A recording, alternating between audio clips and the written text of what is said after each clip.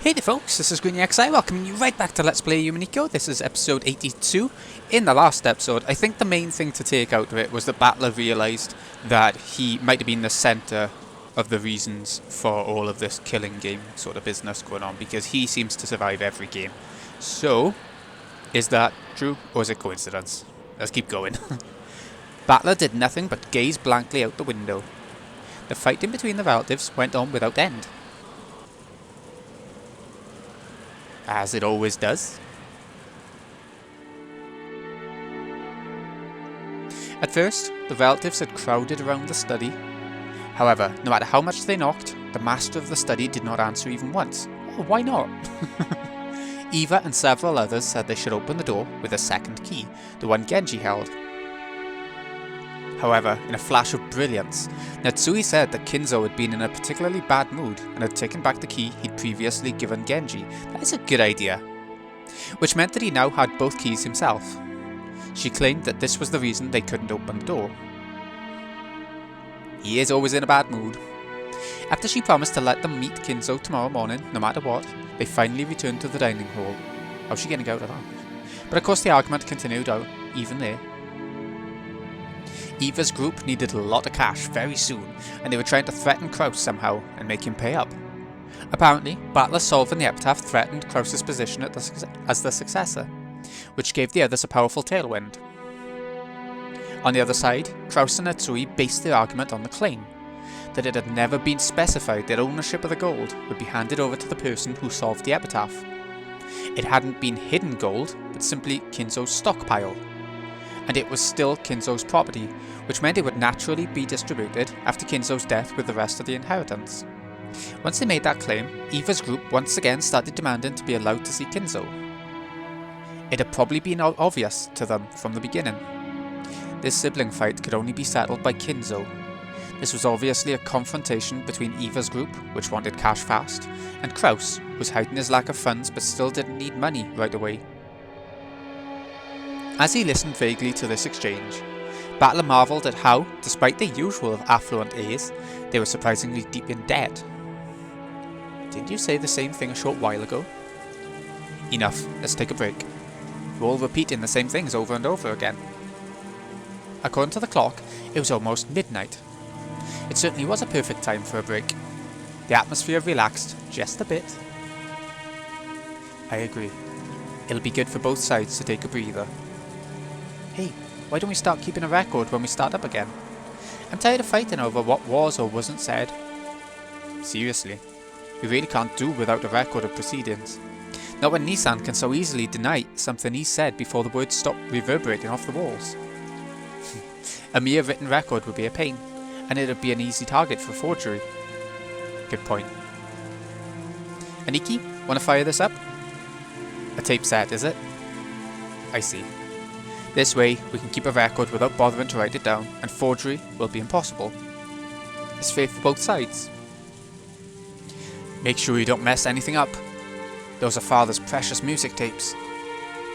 The dignified tape set had a sense of weight to it that matched this majestic dining hall perfectly. On pleasant Sunday mornings, it would sometimes be used to play famous tapes or records. However, right now, it was the most neutral and impartial conference record keeper around. Rudolph fished randomly around the cassette rack, searching for a blank tape. And every time he found some tape with sophisticated music on it, he'd complain about how pompous it was. Like this track that's playing now. Or was, 2 seconds ago. Pardon me, you called? We're taking a break. Sorry, but could you make us something to drink? And maybe some biscuits would be nice too. Certainly. I will see to it right away. Also, sorry, but do you have any cold medicine? I've been feeling a bit feverish. Then don't overstrain yourself. Get some sleep. If you really feel like it, why not get some sleep, Rosa? Of course, I wouldn't step out of such an important conference because of a simple cold. Really? Allow me to take a rest as well. Natsuhi, why don't we take a short rest too? Yes, dear. Sensing that he meant to have a strategy meeting, Natsuhi stood up. Even if that hadn't been the case, she was so desperate to get out of the room, even for a moment, that she'd have taken any excuse. Kraus and Natsuhi left the dining hall, and the tension in the room truly relaxed.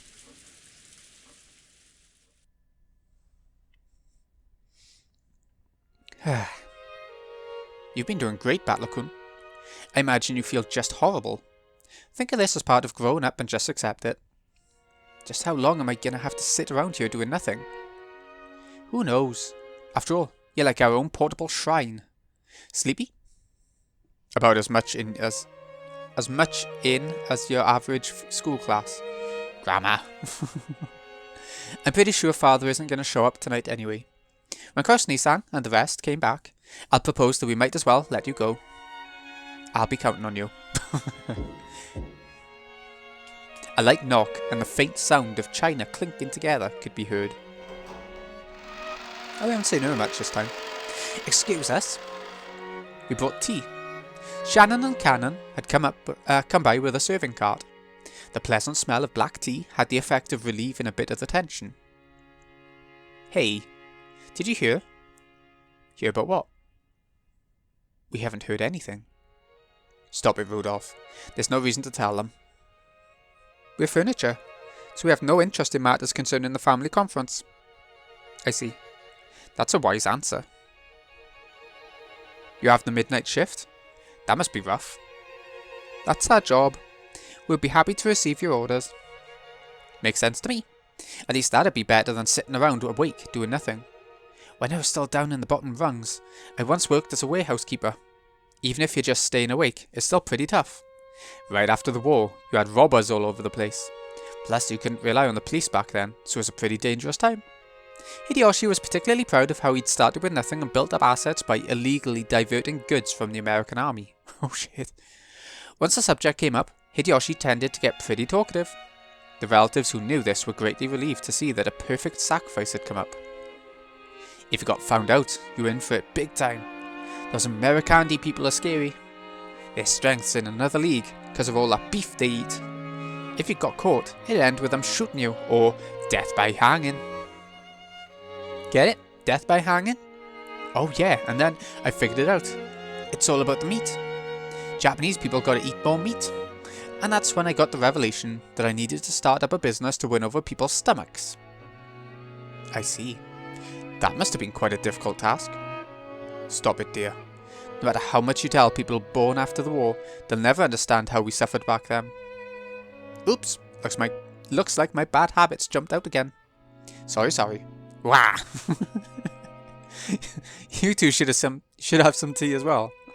Every now and then, I think it might be helpful for you to use your own tongues to learn more about the tea you're always brewing. No, we'll be fine. There's no need to be concerned for our sakes. Hang out with us for a bit. Being surrounded by adults makes me feel like I'm gonna suffocate. Hear that? That's an order from Battler-sama, the successor. Sit over there and have some tea with us. Then you can talk about recent events, your hobbies, TV shows you're watching, and whatever it is that's popular with the kids these days. There's a lot we could learn. That's a brilliant idea. Come on, you two sit down too. And why don't you become sacrifices for us now that we crave something to talk about?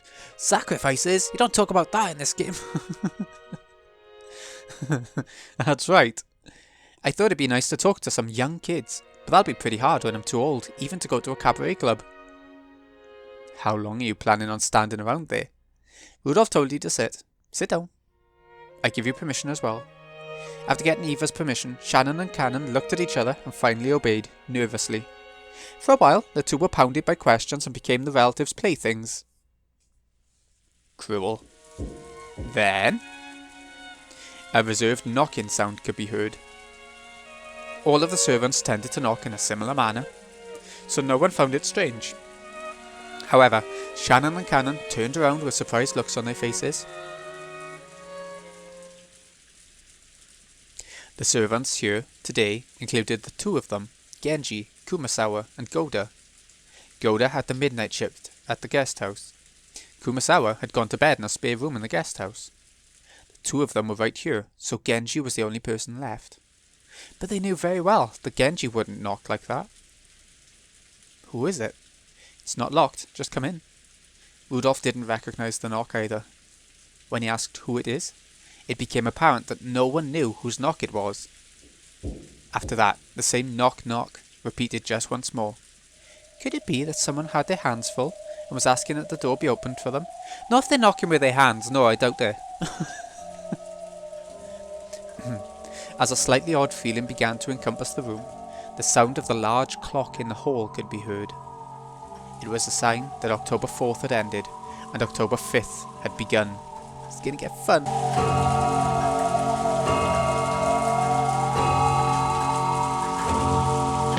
Let's step back in time a bit. At this time, Kraus and Natsuhi were a ways off, in a deserted corridor on the second floor. So we no longer have any other options. Yes. The same move probably won't last us all day tomorrow. If we hesitate any longer, there's a chance Eva-san and the others will call the police, claiming that we have father locked up somewhere. This is as far as we can go. Battler-kun finding the gold was completely unexpected. If that hadn't happened, I thought of a plan which might have managed to get us through this somehow. This always happens when I bet on something. Something unexpected always happens, and something that should have been an absolute certainty goes wrong. Let's arrange for father's room to be empty starting tomorrow morning. Let's plan it out with Genji and have him say he saw father heading out into the forest early in the morning. I doubt Eva and the others will simply accept such a disappearance. I'm fully aware of that. However, we have no other options. If we do such a thing, Eva and the others will doubtless make a fuss that our actions were suspicious.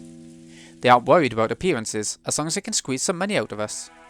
It might end up in some odd magazine, and cause serious damage to the confidence placed in me. Damage is something we can live with, right? If by any chance father's secret is discovered, we'll face a lot worse than mere damage. There's nothing wrong with persisting until the last possible second tomorrow. If we're able to make it through safely, we won't have to lose anything. There's no need to get impatient and use that trump card. You want to wait until after they start clambering about how we've locked father up and then say he's gone missing? That way would invite much more suspicion. Let's just put father to rest now. To go any further would be impossible. Calm yourself. Being exposed to Eva and the others' venom too much has made you lose your composure, that's all. Only 2 keys exist that can let anyone into that study, and you have both of them right here. That means no one can go inside. That door is of a very special make. No matter what kind of tools they bring out of the storage room, it won't even budge. It isn't a physical problem like that. Please don't be hasty and calm down. In any event, you can pretend to have gotten a fever and stay in bed. In the meantime, I will overcome all of this for you. I can't leave everything to you. I'll fight until the end too. When Natsuhi could no longer hold back the tears brought on by her fierce emotions, Kraus held her gently. Just how long had it been since the last time she'd felt the warmth of her husband's compassion? Your headache must be awful, yes? It's always that way when you wrinkle your forehead like that. Dear? She'd come to think that her husband could never guess the way she felt. But at times like this, let's wait for the very last moment before using our disappearance trump card. It's like a last resort treasured sword. It's best when it remains in its sheath. The important thing is that you're ready to pull it out at any time, right? I understand that. Would you let me handle that trump card? Of course, at the final moment, I'll take all of the responsibility. I won't get you and Jessica involved. What do you mean by that? When the Ashurmaya family is destroyed, it's enough that I alone am crushed in the rubble. When the typhoon passes, let's make sure we're ready to file for divorce. I'll sign the papers and let you hold on to them. I've secretly left some of my assets in your name. If you add on some compensation money, that should be enough for you and Jessica to live on without any hindrances. No! Ashurmaya Natsuhi is the name that should be engraved on my tombstone. Please, let me be with you until the last moment. Even if it turns out that you're the last head of the Ashurmaya family, please let Natsuhi be the name of the wife for the family head. Your wife. Kraus's existence was founded solely upon the trust and power of his assets as a financial fixer. If either of those weakened, nothing would remain. If they used the trump card of Kinzo's disappearance, they would lose one of those 2 essential supports. It was like offering your right arm in exchange for your neck being cut. It's probably better than losing your head, but you still might die from the blood loss. And even on the off chance that you did survive, you'd have to bear a heavy wound that wouldn't heal for the rest of the life. Kraus was prepared even for death. Understanding this, Natsuhi buried her face in Kraus's chest and cried.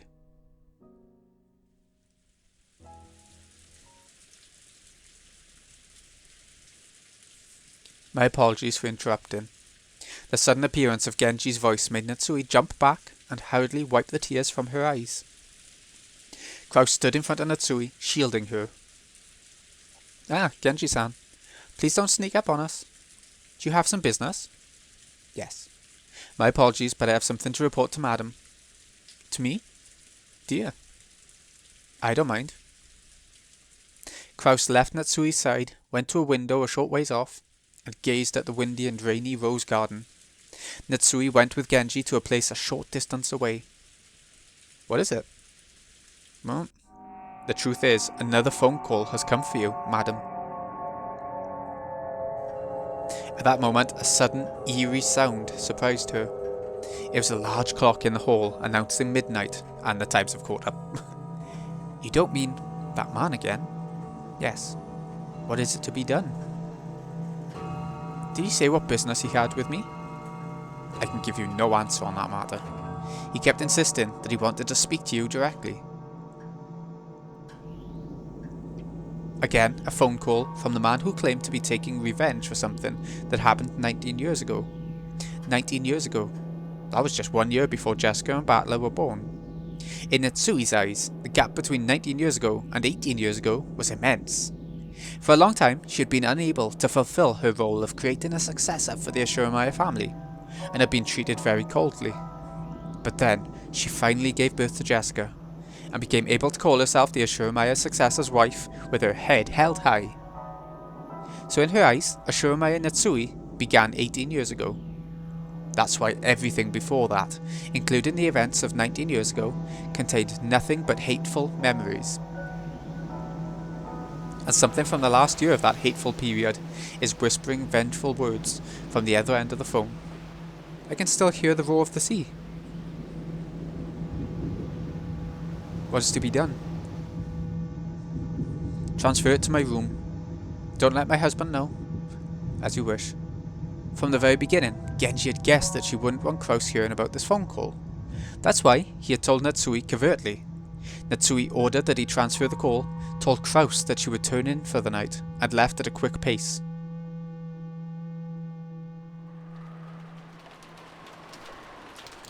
She returned to her room and locked the door. There's nothing peculiar about that, no. In the Ashuramaia family, hallways are like public roads. There's no special meaning in locking the door when you enter your own room. This is what she told herself. Then, as though it had been waiting for her, the telephone rang. Genji had probably transferred the call. She took a deep breath, readied herself, picked up the receiver. Hello? Again, it started with silence. She realised that the person at the other end was trying to irritate her and make her feel uncomfortable, and she got angry. Why are you silent? I'm hanging up. Vah! Do not hang up, mother. I want to hear your voice a little longer. Again, that unpleasant voice. Are you trying to mock me? Tell me what you want. I want to play with you, mother. What? What are you talking about? I have no desire to play with you. You're tired from the family conference, right? Is that chronic headache of yours getting to be a pain? That's none of your business. Just the fact that he knew her headache was troubling her made a shiver run up her spine. You get headaches because your head is all stiff. If you go straight to bed like that, you cannot expect to have good dreams. Haven't I told you that's none of your business? I'm hanging up. Natsuhi forcefully yelled that she was hanging up, but in actuality, she couldn't. After all, being at the receiving end of a phone call was much better than the alternative. If she hung up violently, this person might then call someone else. Let's play a game to help you relax. I will not take up much of your time. I have no intention of playing with you. Your name is Natsuhi, mother. It has the kanji for a season in it. Pretty nice name. However, just because your name is Natsuhi, that does not necessarily mean you like summer. Which season do you really like, mother? You think I'll tell you? If you do not, I will hang up. Is that alright? was clearly a threat. It meant that if she forced him to hang up the phone, anything might happen. Humiliated that she was forced to give in to a threat made by a man whose name she didn't even know, she gave him the answer he wanted. It's autumn. Why? Because it's an easy season to pass the time in. There's no other reason in particular. You satisfied now? Yeah, I'm satisfied. So it looks like your favourite season really is the same as mine. I like autumn too. Liar. You just made that up. Surely this man would have done the same thing no matter which season I said I liked. What's he after? What's so fun about making me uncomfortable like this? It's not nice to call someone a liar. I am not making it up. I already knew you liked autumn, Mother. There is even proof. Proof? Is there a clock in your room, Mother? A clock? Yes, there is, but what's your point? In Natsuhi's room, there was a beautiful antique clock with an intricate design. Kraus had bought it for her as a birthday present long ago. It's 12:07 right now. I'm tired, so please get this farce over with quickly. Try lifting the clock up. Why? You really do not know when to shut up? Stop resisting every single time I say something. Just shut up and do what I say. The tone of the man's voice suddenly went low, turning into a threat. It made his displeasure clear. At first, this man seemed to have a calm way of speaking, but on the inside, that wasn't the case at all. If she enraged this man even a little more, he would surely show his true nature right away. You really that eager to make me hang up? Things are best when I talk on the phone with you. I could tell your husband and daughter about what happened 19 years ago anytime I want to. I don't know what you're talking about, but please don't get my husband and daughter involved. I'm listening to everything you say. Then just do what you're told. Once again, the man threatened her in a low voice, as though warning her not to interrupt again. My head was filled with a pain from my headache, the sound of my beating heart, and the roar of the sea. I can't disobey him anymore. As the man had ordered, I lifted up the antique clock. There lay what happened to be a single playing card. Is it the warranty for the clock? Thinking this, she took it and turned it over.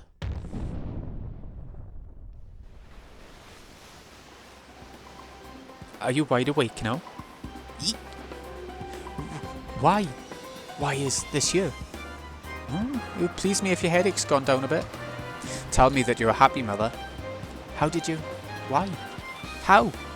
I want to hear you say you're a happy murderer. How dare you act like a normal neat freak mother? You make me want to vomit. Do you want that to land on your husband and daughter as well? You don't, right? You want me to keep quiet, don't you? Okay, I'll keep quiet. Come on, aren't you happy? Aren't you? I'm happy. So please, stop. Don't bring my husband and daughter into this. What is it you want? Money? How much? I do not want money. My wounds could not be healed with any amount of money. But there is a medicine. That's right. It's like a kind of ointment. Thick, syrupy, dribbling. And that is my hatred, my resentment towards you. Slathering myself with that is the only way to hold back the pain. Natsuhi had never had anything so hateful said to her in her entire life, so she suspected many times that she must be having some sort of bad dream. However, this definitely wasn't a dream. You couldn't possibly be on this island right now, are you? I am. Did I not promise you? I said I would be at the family conference. That's impossible. There's no way you could have come during this typhoon. That would be no problem if I came before the typhoon reached here. And I'm pretty sure this guest called Erica or whatever arrived even during the typhoon. Her blood froze. Furudo Erica had supposedly been brought here by coincidence. If he knew that name, he would have to be very close by. Where are you? I'll not appear in front of anyone until you introduce me. Do not worry. Oh yes, it's useless to try and search for me. The mansion is huge, and you have no shortage of phones I could be calling from. Besides, I'm sure you do not want to meet me, right? Or else, do you want to expose me and introduce me to everyone? Introduce me to Jessica too? Tell her I am her older brother by 1 year. Stop it. Stay away from Jessica. I guess I've scared you a bit too much. That's all from me for tonight. But do not forget, you cannot disobey me. Understand, Mother? Yes. I'm going to hang up for the night, but I have an order that must be followed until tomorrow morning. What is it? You may no longer leave that room tonight, and you may not make a phone call to anywhere. If a phone call comes for you, you're not allowed to take it. You will turn the lights off right now, get in bed, and sleep. Then you will wake up at your ordinary time. Sure is nice to live a healthy life. I really am such a good son, working so hard for the sake of my mother's body. I understand. I'll go to sleep right now. I won't leave my room, and I won't pick up the phone. So don't involve my husband and daughter. As long as you follow my orders, I'll keep your secret, mother. Do not disobey me. I am already very close by to you. I can easily tell whether you have turned your lights off or whether you're on the phone. If I wish to, I could even kiss your sleeping face. I'll keep it. I'll keep my promise. So stop it. Just stop it. Stop it. As she screamed, Natsuhi took the card she had found under the clock and crushed it up into a little ball. It had a pattern on it like a tarot card. And also, the kanji for autumn.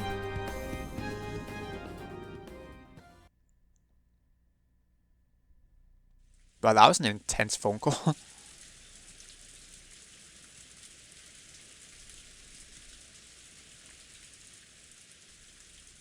Let's step back in time once again. Right now, it's the exact moment that the large clock in the hall announced midnight. Wondering who the person who knocked twice was, the relatives in the dining hall stayed at the door. Rudolph told them to come in, but there was no answer. Until the end of that long tone marking the arrival of midnight, which had come from the large clock in the hall shortly after the knock, they were unable to move in the slightest. Maybe their hands are full and they can't open it. Maybe. But it's a bit creepy that they won't say their name. Should I open it? Do so. Cannon nodded back, then slowly opened the door.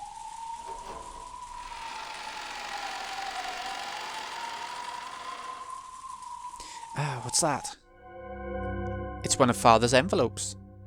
Right behind the open door, on the floor of the hallway, lay the envelope. There's no one in the hallway. Perhaps they placed this here and left. The adults flew out into the corridor as well, but they could find no trace of anyone who might have knocked on the door. Just about an hour ago, Shannon and Cannon had come in to serve tea. At that time, everyone had seen that nothing lay in that spot. Someone came, knocked, left an envelope with the mark of the one-winged eagle on it, and left. Could it have been the master? It's not unthinkable. Father's pretty much the only person in this mansion who would refuse to answer when asked who he was. That's not possible. If that were the case, why wouldn't Father come in here openly? That's right. Father'd probably just barge in here without knocking. The doors and windows of this mansion are locked now, right? In that case, the only people who could have conceivably left the letter there are Kraus-san, Natsuhi-san, and Genji-san. By this point, the mansion had been completely locked up. Therefore, the cousins in the guest house, Nanjo, Goda, Kumasawa, and Erika, could not have come here. Furthermore, since Kraus, Natsuhi, and Genji were the only three who weren't in this room, one of those three had to have been the one who set that letter down in the corridor. So it was very likely that Kraus and the others had placed the letter there to make it seem like a message from Kinzo. I see. It'll have something written on it that's supposedly in Father's name, saying that he won't accept Battler as a successor or something of the sort. Ridiculous. I can't believe you tried to pull such a childish trick, Nissan. It's not like I give a damn about being the successor. Give it up. That's just your fate. Anyway, why don't we read what's inside? Rudolph set the letter on the dining hall table and let everyone see the front and back to show that there were no tricks or hidden mechanisms. Almost like a magician does before performing his act. Could you be sure this envelope is one of Father's? Yeah, no doubt about it. Father liked to use this kind of envelope for handwritten letters. What do you think, Shannon-chan? Yes. To my eyes as well, it looks like the type of envelope that the master uses. That doesn't mean Father was the one who wrote it. It would be pitifully easy for Nissan to snatch one of these from a drawer in Father's study. Even Kraus-sama would not be able to enter the study easily. It might be hard for him to steal an envelope. Let's try opening it. We can worry about all that later. Feels like there's something in it. I wonder what. Rudolph opened the envelope a bit roughly. Then a folded letter and a glittering object fell out. It was a ring. Wait a second, isn't that ring? Eva noticed it immediately and grabbed at it. This is Father's ring, isn't it? It's the head's ring. What in the... Seriously? You sure it's Father's? Could it be a replica? No, this is the real thing. I've always dreamed about wearing this ring on my finger someday. Even though Father wore this on his finger, I know more about it than anyone else. This is Father's ring, no doubt about it. Why is it here? Does that mean it really was Father who wrote this letter? The sender isn't Father. It's much more interesting than that. Then who's the letter from? The Ashurmaya family alchemist. It's from the Golden Witch, Beatrice Sama. Rudolph showed everyone the part of the letter where that was written. It really did say that. It's from Beatrice? What's it say? I'll read it. Congratulations! I acknowledge that Battler Sama spectacularly solved the epitaph's riddle and reached the Golden Land. All of the gold belongs to Battler Sama. Furthermore, Battler Sama is the new head of the Ashurmaya family. As proof, I send the head's ring, which Kinzo Sama left in my charge. Battler Sama, I beg that you take the ring, become the new master of the gold, and guide the Ashurmaya family. I sincerely pray that you flourish as the new head. Ha! What the hell? I see. Dad just won't come out of his study, so Beatrice, the witch of the forest, has acknowledged Battler directly. Battler-kun, you take that ring. This is a special ring to be worn by the family head. I don't know who this Beatrice is, but she's watched the whole thing and sent you this ring after acknowledging you as the true successor. Is that okay? It's such an important ring. It's fine. You should wear it proudly on your finger. Got it? Even if Aniki and Natsuhi-san tell you to take it off, you'd better not do it. All of the relatives, with creepy smiles on their faces, urged Battler to put the ring on his finger. Looked like things would get pretty nasty if he refused, so Battler reluctantly decided to put it on the middle finger of his left hand. The ring was heavy and stiff. At that moment, Kraus returned. Genji came back as well, shortly behind him. My apologies. It seems my wife is not at her best, so she's gone to bed early. Did something happen? You all seem incredibly flustered. Battler-sama, isn't that... Immediately Genji keenly spotted that which Battler had just put on his finger. Your eyesight's pretty good, Genji-san. Looks like you know whose ring this is. What? What are you talking about? Judging by Kraus's dubious expression, it seemed unlikely that he was the one who placed the letter there. Furthermore, that expression quickly changed into one of shock. That's right, it's the Ashurmaya family head's ring. The family conference took up this new topic, and the storm came once again.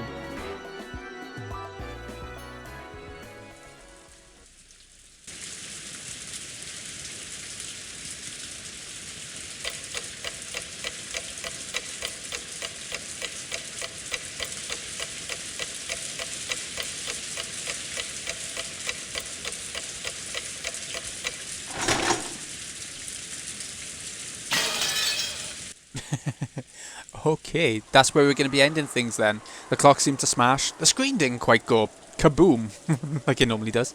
But I think that's about what is implying. So, this has been Greeny XI. I hope you've enjoyed. Thank you so much for watching. I'll see you again in a bit when we head on back into the mansion and see how Battler putting the ring on changes things.